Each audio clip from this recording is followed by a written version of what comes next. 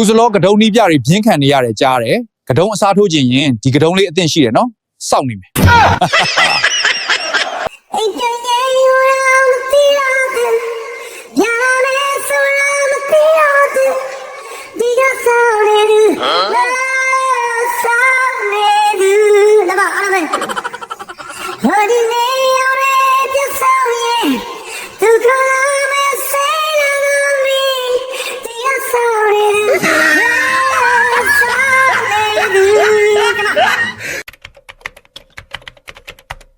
ဟိုတိုက်ပေါ်ကတအားအားနဲ့ဘာတန်လဲ哦ဒီချိန်ကြီးဘာတန်ရမလဲဂျိုးချာတောင်ပန်ခတ်တန်ပေါ့ကော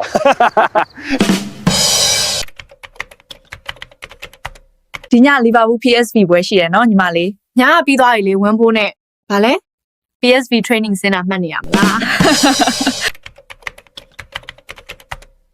သမ ्या အသင်းတွေတဖုံဖုံရှုံးနေတဲ့အချိန်မှာသမီးတို့ရေပြုတ်ကနိုင်ပွဲတွေချီးဆက်တိုက်ယူနေတာသမီးရှက်တယ်အမေ